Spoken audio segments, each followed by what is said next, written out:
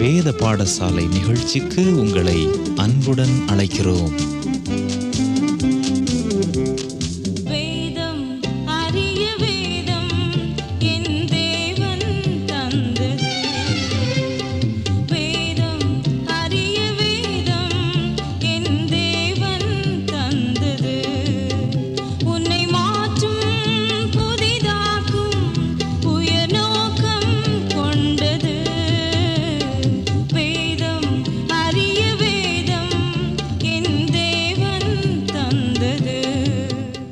கிறிஸ்துவுக்குள் பிரியமானவர்களே, கடந்த நிகழ்ச்சியோடு பேதுரு எழுதின நிருபங்களை கற்று முடித்தோம். இன்று முதல் யோவான் எழுதின நிருபங்களை கற்றுக்கொள்ள இருக்கிறோம். யோவான் எழுதிய முதலாம் நிருபத்தின் முதல் 16 வசனங்கள் நம்மை சூழ்ந்திருக்கும் நம்பிக்கை குறித்து கூறுகின்றன.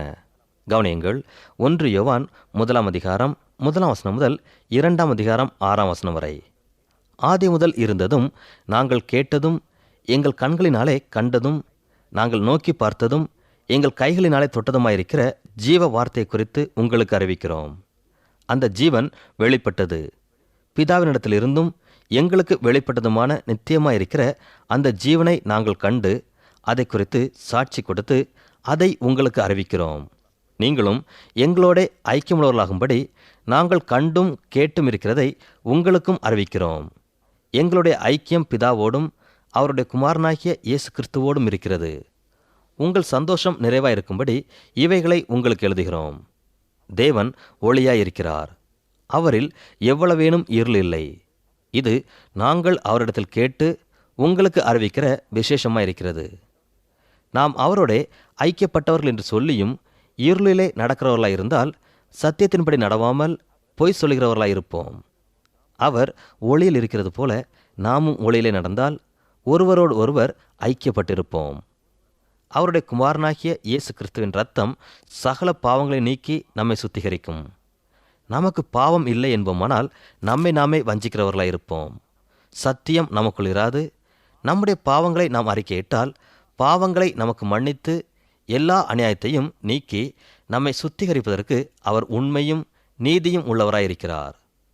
நாம் பாவம் செய்யவில்லை என்போமானால் நாம் அவரை பொய்யராக்கிறவர்களாயிருப்போம். அவருடைய வார்த்தை நமக்குள் இராது. என் பிள்ளைகளே, நீங்கள் பாவம் செய்யாத படிக்கு இவைகளை உங்களுக்கு எழுதுகிறேன். ஒருவன் பாவம் செய்வானானால் நீதிபரராய் இருக்கிற இயேசு கிறிஸ்து நமக்காக பிதாவினிடத்தில் பரிந்து பேசுகிறவராயிருக்கிறார். நம்முடைய பாவங்களை நிவர்த்தி செய்கிற கிருபாதார பலி அவரே. நம்முடைய பாவங்களை மாத்திரமல்ல, சர்வலோகத்தின் பாவங்களை நிவர்த்தி செய்கிற பலியாயிருக்கிறார். அவருடைய கற்பனைகளை நாம் கைக்கொள்கிறவர்களானால் அவரை அறிந்திருக்கிறோம் என்பதை அதனால் அறிவோம். அவரை அறிந்திருக்கிறேன் என்று சொல்லியும் அவருடைய கற்பனைகளை கைக்கொள்ளாதவன் பொய்யனாயிருக்கிறான், அவனுக்குள் சத்தியமில்லை. அவருடைய வசனத்தை கைக்கொள்கிறவனிடத்தில் தேவ அன்பு மெய்யாக பூரணப்பட்டிருக்கும். நாம் அவருக்குள் இருக்கிறோம் என்பதை அதனாலே அறிந்திருக்கிறோம். அவருக்குள் நிலைத்திருக்கிறேன் என்று சொல்லுகிறவன் அவர் நடந்தபடியே தானும் நடக்க வேண்டும். அன்பானவர்களே, இந்த வேத வசனங்களிலே அநேக உண்மைகள் நிறைந்து காணப்படுகிறது. யோவானின் முதல் நிருபத்தின் அநேக கருத்துக்களை இந்த வசனங்கள் வெளிப்படுத்துகிறது. யோவானின் முதல் நிருபத்தின் அடிப்படையான கருத்தை ஒரு வேதாகம ஆசிரியர் ஒரு பழமொழியின் மூலம் விளக்கினார். அவர் கூறிய பழமொழி இவ்விதமாய் அமைந்துள்ளது: ஒரு மனிதனுக்கு ஒரு காரியமும் தெரியாது என்பது அவனுக்கே தெரியாதிருந்தால் அவன் ஒரு முட்டாள், அவனை தவிர்த்துவிடு.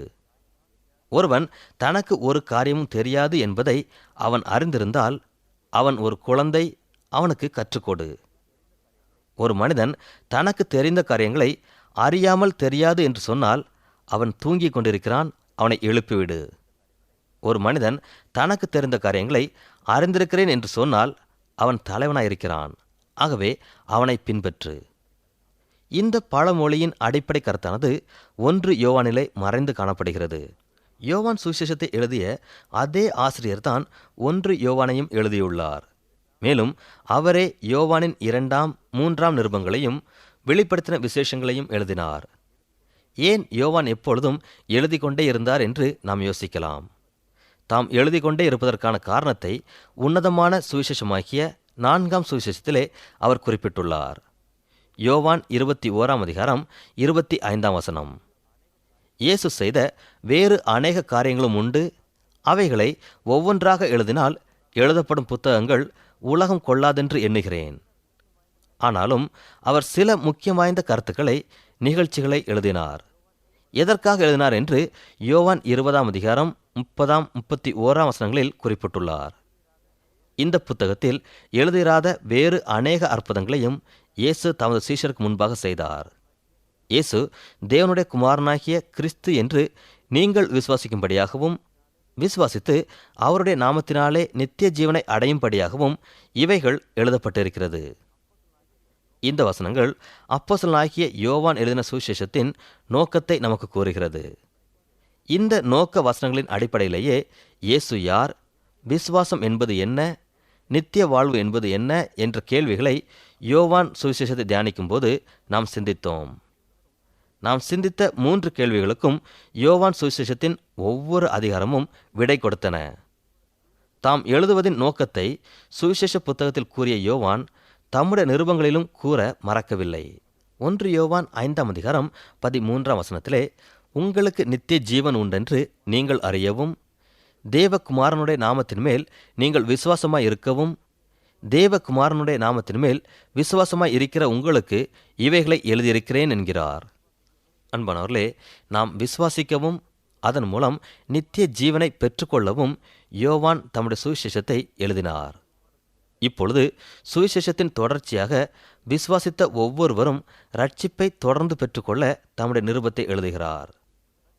நாம் வாசித்த வசனத்தை சற்று ஆழமாக தியானிக்க வேண்டும். இந்த வசனத்தில் யோவான் தேவனுடைய குமாரனாகிய கிறிஸ்துவின் மேல் இருக்க வேண்டிய விசுவாசத்தை மீண்டும் மீண்டும் வலியுறுத்தி கூறுவதை நாம் காண்கிறோம். இந்த வசனத்தை மூல பாசையில் சிந்திப்போமானால் இங்குள்ள சத்தியத்தை இன்னும் தெளிவாக புரிந்து கொள்ள முடியும். அவர் இந்த வசனத்தில் சொல்லுகிற காரியம் என்னவென்றால், ஆரம்பத்தில் அறிவுபூர்வமாக விசுவாசித்த நீங்கள் உங்கள் விசுவாசத்தை குறித்தும் உங்கள் ரட்சிப்பை குறித்தும் திட நம்பிக்கை ஏற்படும்படி தொடர்ந்து உங்கள் சுய விருப்பத்தின்படியே விசுவாசத்தில் நிலைத்திருங்கள். இங்கே யோவான் திட நம்பிக்கை குறித்து பேசுவதை நாம் காண்கிறோம். ஆகவே யோவானின் முதல் நிருபத்தை நாம் படிக்கும்போது ரட்சிப்பின் திட நம்பிக்கையை குறித்து அதிக கவனமாயிருப்போம். மக்கள் பாதுகாப்பற்ற தன்மையிலே வாழக்கூடியவர்களாக இருக்கிறார்கள். நம்முடைய வாழ்க்கையின் பல பகுதிகளில் நாம் பாதுகாப்பு அற்றவர்களாக காணப்படுகிறோம். விசேஷமாக ஆவிக்குரிய காரியத்தில் அநேகர் பாதுகாப்பு இன்றி வாழ்ந்து கொண்டு இருக்கிறோம். அநேக மக்கள் தங்கள் விசுவாசத்திலும் தங்கள் ரட்சிப்பின் அனுபவத்திலும் உறுதியற்று காணப்படுகிறார்கள். இதனால் அநேகர் ஆவிக்குரிய வாழ்க்கையில் பயத்துடனும் நடுக்கத்துடனும் காணப்படுகிறார்கள். நாம் பதட்டத்துடனும் ரட்சிப்பை குறித்த திட நம்பிக்கை இல்லாதவர்களாகவும் வாழ்வோமானால் யோவானின் வார்த்தைகளை கவனித்து படிக்க வேண்டும். நமக்கு நித்திய ஜீவன் நிச்சயமாக உண்டு என்பதை உறுதி செய்து ஆவிக்குரிய வாழ்க்கையில் பதற்றத்தோடு இருப்பவர்களை திடப்படுத்தவே நான் உங்களுக்கு எழுதுகிறேன் என்று யோவான் கூறுகிறார். யோவான் சுவிசேஷத்தில் விசுவாசத்திற்கு அதிக முக்கியத்துவம் கொடுக்கப்பட்டுள்ளது. ஆனால் யோவான் எழுதிய முதல் நிருபத்தை வாசிக்கும்போது விசுவாசியாக இருந்த நாம் திடனற்ற நிலையில் இருக்கிறோம் என்ற சிந்தையோடு வாசிக்க வேண்டும். நமக்கு தெரிந்தவைகளையே நாம் தெளிவுபட அறிய வேண்டும் என்ற அடிப்படையில் யோவானின் முதலாம் நிருபம் எழுதப்பட்டுள்ளது. உண்மையிலேயே நாம் விசுவாசிக்கும் நம்முடைய ரட்சிப்பு நம்மிடம் காணப்படுகிறது என்பதை நாம் அறிந்து கொள்ள முடியும் என்ற உண்மையை முதலாம் நிருபத்தில் ஒவ்வொரு பகுதியிலும் யோவான் நமக்கு விளக்கி கூறியுள்ளார். இந்த உண்மையை எடுத்து கூறும் ஒவ்வொரு வசனத்திற்கும் யோவான் தமது முதலாம் நிருபத்தில் முக்கியத்துவம் கொடுத்துள்ளார். யோவான் சுவிசேஷத்தின் முதல் 18 வசனங்கள் அந்த புத்தகத்தின் முன்னுரையாக இருந்தது போல 1 யோவானில் முதல் 16 வசனங்கள் இந்த நிருபத்திற்கு முன்னுரையாக இருக்கிறது. இந்த 2 நூல்களிலும் யோவான் ஒரு குறிப்பிட்ட பிரசங்க முறையை பயன்படுத்துகிறார் என்று ஒரு வேத அறிஞர் கூறுகிறார். முதலில் யோவான் எதை குறித்து பேசப் போகிறேன் என்று சொல்கிறார். இரண்டாவதாக அந்த குறிப்பிட்ட காரியத்தை விளக்குகிறார். இறுதியில் சொன்னவைகளை சுருக்கமாக கூறி முடிக்கிறார். இந்த பிரசங்க முறை சுவிசேஷத்தில் மட்டும் பயன்படுத்தப்படாமல் அவர் எழுதிய முதலாம் நிருபத்திலும் பயன்படுத்தப்பட்டுள்ளது. முதலாம் நிருபத்தின் முதல் 16 வசனங்களில் முன்னுரையான காரியங்களை யோவான் கூறுவதை நாம் காண்கிறோம். அதாவது முதலாம் நிருபத்தின் சுருக்கத்தை இந்த வசனங்களில் நாம் காண்கிறோம். நாம் நம்முடைய ரட்சிப்பை குறித்து உறுதி இல்லாமல் இருப்போமானால், ஆவிக்குரிய வாழ்க்கையில் பாதுகாப்பு இன்றி இருக்கிறேன் என்று உணர்வோமானால், விசுவாசத்தில் குன்றிப்போய் இருக்கிறேன் என்று எண்ணுவோமானால் இந்த 16 வசனங்களிலே யோவான் நமக்கு திட நம்பிக்கை அளிக்கக்கூடிய காரியங்களை கூறுகிறார். நம்முடைய விசுவாசத்தை சுற்றி சூழ்ந்து காணப்படும் 8 காரியங்களை யோவான் முதல் 16 வசனங்கள் மூலம் கூறுகிறார். நம்முடைய விசுவாச குறைவின் போது, நம்முடைய ரட்சிப்பின் வாழ்க்கையிலே சோர்வு ஏற்படும் போது, இந்த வசனங்களில் கூறப்பட்டுள்ள 8 விதமான காரியங்கள் ஆவிக்குரிய வாழ்க்கைக்கு உறுதி அளிக்கக்கூடியதாக இருக்கிறது. நம்முடைய விசுவாசமானது முதலாவது உண்மையான ஆதாரங்கள் மேல் அமைந்துள்ளது என்று யோவான் கூறுகிறார். விசுவாசம் என்பது ஏதோ கண்மூடித்தனமான முறையில் இருட்டான பகுதியில் நடந்து செல்வதும் அல்ல, வெளிச்சமான பகுதியில் பாய்ந்து செல்லும் அனுபவமும் அல்ல. விசுவாசம் சான்றுகளின் அடிப்படையில் அமைந்துள்ளது. எபிரேயர் 11ஆம் அதிகாரம் 1ஆம் வசனத்தின்படி நம்முடைய நம்பிக்கைக்கு உறுதியளிக்கக்கூடியதே விசுவாசம். நம்பிக்கை என்பது சான்றுகளின் அடிப்படையில் அமைந்த காரியமன்று, ஆனால் விசுவாசம் சான்றுகளின் அடிப்படையில் அமைந்துள்ளது. விசுவாசம் என்றுமே ஒரு நிலையான காரியத்தின் மேல் காணப்படும் நிலையான காரியத்தின் அடிப்படையில் அமைந்திருக்கும். ஆனால் நம்பிக்கை என்பது நம்பிக்கையாகவே இருக்கும்.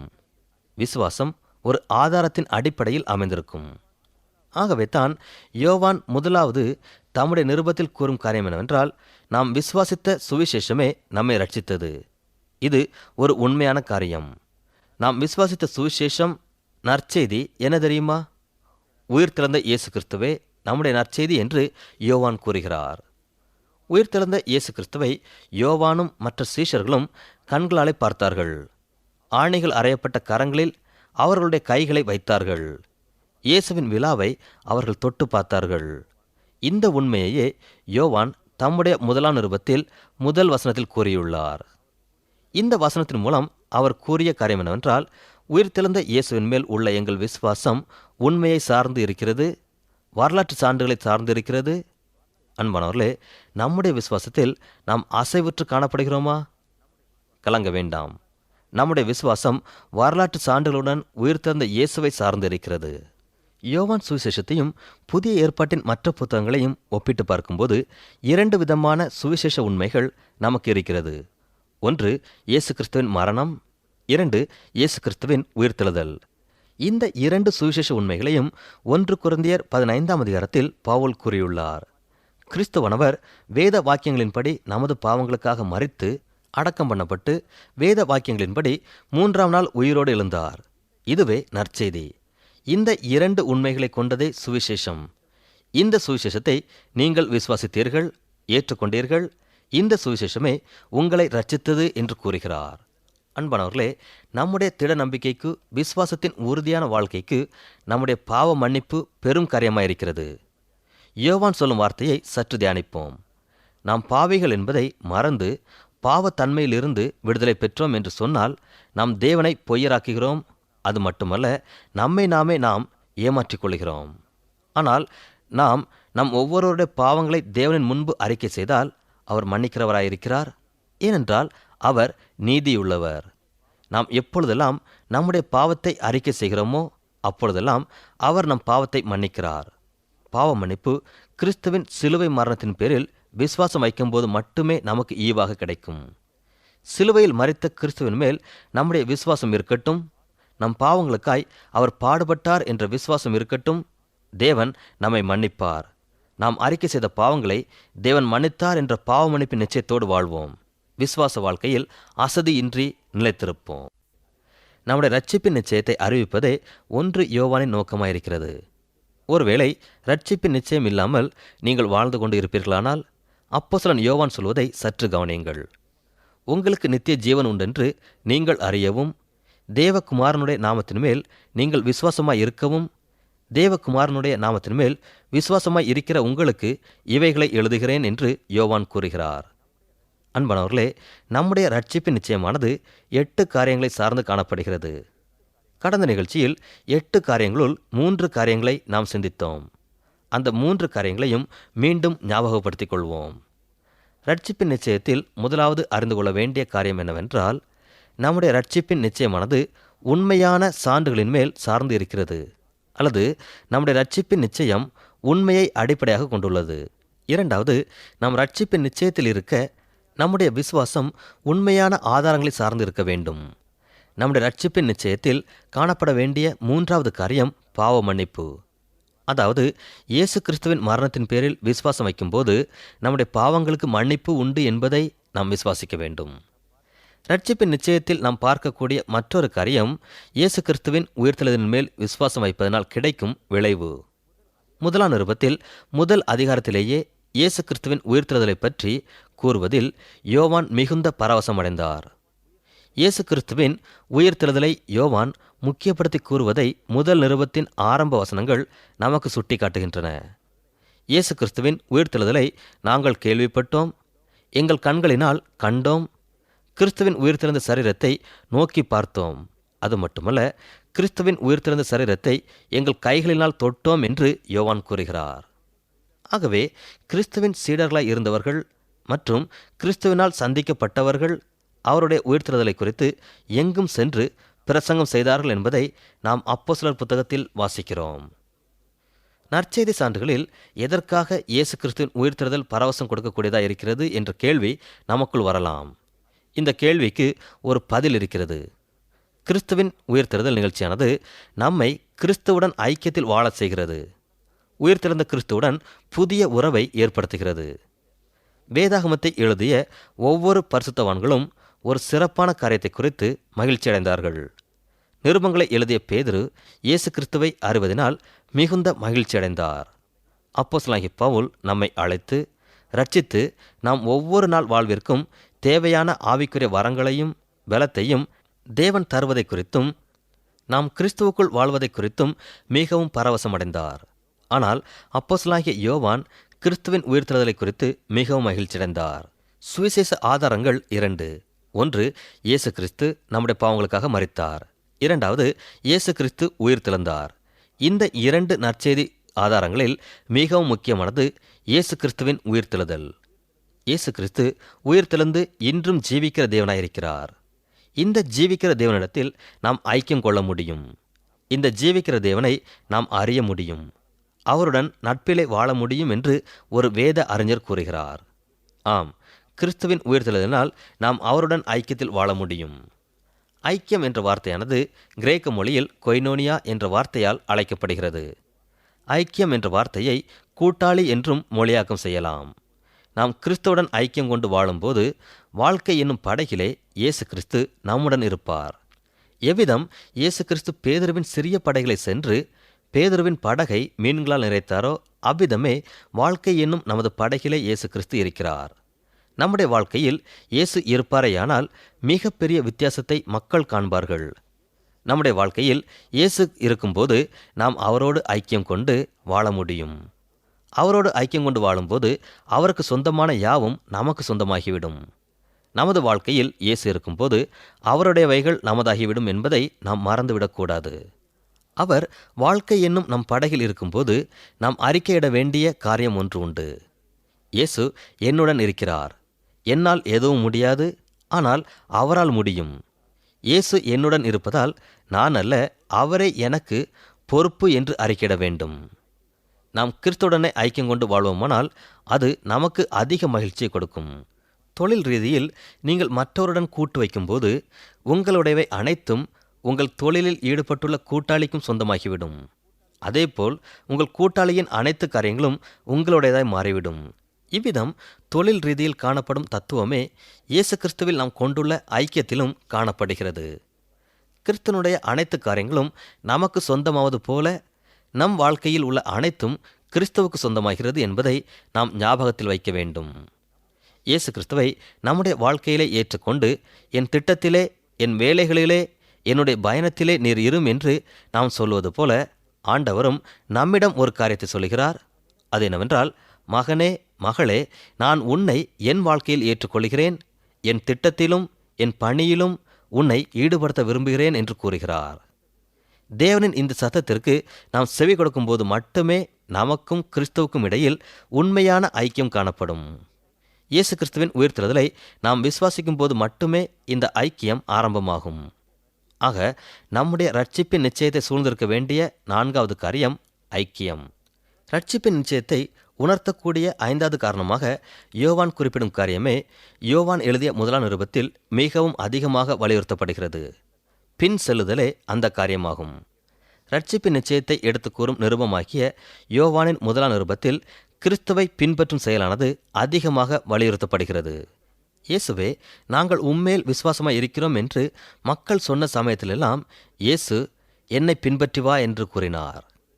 என்னை பின்பற்றும் போது நான் உன்னை உருவாக்குவேன், தேவனை தேடும் தன்மையை தருவேன், நீ எவ்விதம் இருக்க வேண்டுமோ அவ்வண்ணமே உன்னை உருவாக்குவேன் என்று இயேசு கூறுகிறார். நாம் தேவனுடைய கட்டளைகளை கைக்கொண்டு அவைகளின்படி நடக்கும்போது நாம் அவரை பின்பற்றுகிறவர்களாய் இருப்போம். நாம் அவரை பின்பற்றும் போது தேவனை அறிந்து கொள்ள முடியும். ஆகவே இயேசுவை பின்பற்றி செல்லுதல் நம்முடைய இரட்சிப்பின் நிச்சயத்தை உணர்த்தக்கூடிய ஒரு முக்கிய காரியமாயிருக்கிறது. நாம் இயேசுவை பின்பற்றி செல்லும் போது நம்முடைய வாழ்க்கையில் ஏற்படக்கூடிய ஒரு காரியத்தை யோவான் தமது 1ஆம் நிருபத்தின் முதல் 16 வசனங்களில் கூறியுள்ளார். நாம் இயேசுவை பின்பற்றும் போது நமக்கு விடுதலை கிடைக்கும். இயேசுவின் மூலம் நாம் பெற்ற விடுதலையானது நம்முடைய இரட்சிப்பின் நிச்சயத்தை உறுதிப்படுத்துகிறது. இயேசு நமக்கு விடுதலையை வாக்குத்தத்தம் பண்ணியிருக்கிறார். யோவான் 8ஆம் அதிகாரத்தில் இந்த விடுதலையை பெற்றுக்கொள்ளும் வழிமுறைகளை நமக்கு கூறுகிறார். 1வது நிலை, நாம் அவரை விசுவாசிக்க வேண்டும். 2வது நிலை, அவருடைய போதனையில் நிலைத்திருந்து அவருக்கு சீஷராய் இருக்க வேண்டும். சீஷராய் இருக்கும்போது நாம் கற்றுக்கொண்டவைகளை செயல்படுத்த வேண்டும். செயல்படுத்த வேண்டியவைகளை கற்றுக்கொள்ள வேண்டும். இவ்விதம் நாம் சீஷனாய் இருந்து அவருடைய வார்த்தையில் நிலைத்திருக்கும் போது சத்தியத்தை அறிவோம். அந்த சத்தியம் நம்மை விடுதலையாக்கும். இந்த விடுதலையாக்கப்பட்ட நிலையே 3வது நிலை, நம்முடைய இரட்சிப்பின் நிச்சயத்தை வலியுறுத்தும் நிலை. யோவான் 8ஆம் அதிகாரம் 30ஆம் வசனம், குமாரன் உங்களை விடுதலையாக்கினால் மெய்யாகவே விடுதலையாவீர்கள். நாம் இயேசு கிறிஸ்துவை தொடர்ந்து பின் செல்லும்போது அவர் நமக்கு நம்முடைய பாவத்திலிருந்தும் வாழ்க்கையின் பிரச்சனையிலிருந்தும் விடுதலை தருவார். இயேசு கிறிஸ்துவை தனிப்பட்ட முறையில் சந்தித்து 60 ஆண்டுகள் கடந்து சென்ற பின்பு வெளிப்படுத்தின விசேஷம் புத்தகத்தை எழுதும் போது யோவான் சொன்ன ஒரு காரியத்தை 1ஆம் அதிகாரம் 6ஆம் வசனத்தில் நாம் வாசிக்கிறோம். நம்மிடத்தில் அன்பு கூர்ந்து தமது இரத்தத்தினாலே நம்முடைய பாவங்களற நம்மை கழுவி தம்முடைய பிதாவாகிய தேவனுக்கு முன்பாக நம்மை ராஜாக்களும் ஆசாரியர்களும் ஆக்கின அவருக்கு மகிமையும் வல்லமையும் என்றென்றைக்கும் உண்டாயிருப்பதாக. ஆமேன். இந்த வசனத்தின் மூலம் யோவான் ஒரு சத்தியத்தை நமக்கு கூறுகிறார். நான் இயேசுவை தொடர்ந்து பின்பற்றினேன், அவர் என்னை உருவாக்கினார், மேலும் அவர் எனக்கு பாவத்திலிருந்து விடுதலை தந்தார். அவர் என்னை நேசித்ததால் அவர் எனக்கு பாவ கட்டுகளிலிருந்து விடுதலை கொடுத்தார் என்று யோவான் கூறுகிறார். பாவம் செய்தல் என்பது பரிதாபமான இச்சை வலையில் அல்லது சூழ்நிலையில் சிக்கிக்கொள்வது மட்டுமல்ல, தன்னை பாவி என்று ஒத்துக்கொள்ளாமல் தான் பாவமே செய்யவில்லை என்று சொல்வதே மிகப்பெரிய பாவமாய் இருக்கிறது என்று யோவான் கூறுகிறார். சில சந்தர்ப்ப சூழ்நிலையில் நாம் பாவத்திற்கு அடிபணிந்து வீழ்ந்து விடும்போது நமக்காக பிதாவிடம் பரிந்து பேசுகிற கிறிஸ்துவிடம் வேண்டுதல் செய்யும் போது அவர் நமக்கு பாவ மன்னிப்பு தருவார். இருந்த போதிலும் தேவன் நமக்கு தரும் பலத்தினால் நம் பாவத்தை மேற்கொண்டு பாவத்திற்கு அடிமையாகாமல் விடுதலை பெற்றவர்களாய் வாழ முடியும். கிறிஸ்து இந்த உலகத்தில் மனிதனாக பிறக்கும்போது அவருக்கு கொடுக்கப்பட்ட பெயர் இயேசு. இயேசு என்பதற்கு அவர் தமது ஜனங்களின் பாவங்களை நீக்கி ரட்சிப்பார் அல்லது விடுதலை செய்வார் என்று பொருள். அன்பானவர்களே, இயேசு கிறிஸ்து நம்முடைய பாவத்திற்கு பாவ மன்னிப்பை கொடுக்கிறவர் மட்டுமல்ல, நம்முடைய பாவத்திலிருந்தும் விடுதலையாக்குகிறார். நம் பாவத்திலிருந்து விடுதலை பெற்று வாழும்போது ரட்சிப்பின் நிச்சயத்தை பெற்றவர்களாக வாழ முடியும். 7வது காரியமாக நம்முடைய ரட்சிப்பின் நிச்சயத்தை உணர்த்தும் ஒரு காரியம் நிறைவான வாழ்க்கையாகும். 1 யோவான் 1ஆம் அதிகாரம் 4ஆம் வசனம், உங்கள் சந்தோஷம் நிறைவாயிருக்கும்படி இவைகளை உங்களுக்கு எழுதுகிறேன். கிறிஸ்துவுக்குள் வாழும் அநேகருடைய வாழ்க்கை நிறைவற்றதாய் சம்பூர்ணம் இல்லாததாய் காணப்படுகிறது. கிறிஸ்தவ வாழ்க்கையிலே நாம் வளர்ச்சி பெறும்போது நிறைவான தன்மையை பெற்றுக்கொள்ள முடியும். ஆகவே பூர்ண தன்மையை நம்முடைய குறிக்கோளாக வைத்து வாழும்போது நாம் ரட்சிப்பின் நிச்சயத்தோடு வாழ முடியும். நம்முடைய ரட்சிப்பின் நிச்சயத்தில் 8வது காரியமாக இருப்பது கனி கொடுக்கும் தன்மை. தேவனுடைய அன்பு நம்மில் பூர்ணப்பட வேண்டும் என்று யோவான் விரும்புகிறார். நம்முடைய வாழ்க்கையில் கிறிஸ்துவை அனுபவமாக கொள்ளும்போது தேவனுக்காக நற்கனி நம்முடைய வாழ்க்கையில் வெளிப்படும். இதற்காகவே வேத பாடசாலை நிகழ்ச்சி வழங்கப்படுகிறது. வேதத்தை நாம் தியானிக்கும் போது 4 விதமான கேள்விகளோடு தியானிக்க வேண்டும். 1, வேதம் என்ன சொல்லுகிறது? 2, அதன் விளக்கம் என்ன? 3, அதனால் எனக்கு என்ன பயன்? அநேகர் இந்த 3 கேள்விகளோடு வேத தியானத்தை முடித்துக் கொள்கிறோம். ஆனால் 4வது கேள்வி ஒன்று இருக்கிறது. தேவன் நம்மை என்ன செய்ய சொல்லுகிறார்? இந்த கேள்விக்கு நாம் அதிக முக்கியத்துவம் கொடுப்பது கிடையாது. நம் தேவை சந்திக்கப்பட்டால் போதும் என்ற எண்ணத்தோடு 4வது கேள்வியை சிந்திக்காமல் தியானத்தை முடித்துக் கொள்வது உண்டு. சவுல் வாழ்க்கையை சற்று சிந்தித்து பார்ப்போமானால், உயிர்த்தெழுந்த கிறிஸ்து சவுலை சந்தித்த போது சவுல் அவரிடம் கேட்ட கேள்வி நம்மை சிந்திக்க வைக்கிறது. ஆண்டவரே, நான் என்ன செய்ய சித்தமாய் இருக்கிறீர் என்றான். இந்த கேள்வி பவுலின் கனி கொடுக்கும் வாழ்க்கையை சுட்டி காட்டுகிறது. யோவான் 15ஆம் அதிகாரத்திலே அந்த புத்தகத்தின் ஆசிரியர் கிறிஸ்துவை திராட்சை செடி என்றும் அவர் கொடிகளுக்காய் காத்து கொண்டு இருக்கிறார் என்றும் கூறுகிறார். ஒருவேளை நாம் ஒவ்வொருவரும் அவருடைய கொடிகளாய் இருப்போமானால் நாம் கனி கொடுக்க வேண்டும் என்று எதிர்பார்க்கிறார். கொடிகளாய் இருக்கும் நாம் கனி கொடுக்க விரும்புவோம். ஆனால் கொடிகளால் அது முடியாத காரியம். கொடியானது கனி கொடுக்க வேண்டுமானால் திராட்சை செடியில் நிலைத்திருப்பது போல நாம் கனி கொடுக்கக்கூடிய வாழ்க்கை வாழ வேண்டுமானால் திராட்சை செடியாகிய கிறிஸ்துவிலே நிலைத்திருக்க வேண்டும். அன்பானவர்களே, நாம் ரட்சிப்பின் நிச்சயத்தோடு வாழ வேண்டுமானால் நம்மிடம் காண வேண்டிய 8 காரியங்களை நாம் சிந்தித்தோம். அவைகளை சற்று ஞாபகப்படுத்திக் கொள்வோம். சுவிசேஷத்தின் சான்றுகள், விசுவாசம், பாவ மன்னிப்பு, ஐக்கியம், பின் செல்லுதல், விடுதலை, நிறைவான வாழ்வு மற்றும் கனி கொடுக்கும் வாழ்வு. கிறிஸ்துவின் மரணத்திலும் அவருடைய உயிர்த்தெழுதலிலும் விசுவாசம் வைப்போம். ரட்சிப்பை குறித்த நிச்சயத்தை பெற்றுக்கொண்டு விடுதலை பெற்றவர்களாக நிறைவுடனே கனி கொடுக்கும் வாழ்க்கை வாழ்வோம். தேவன் தாமே நம்மை வழி நடத்துவாராக.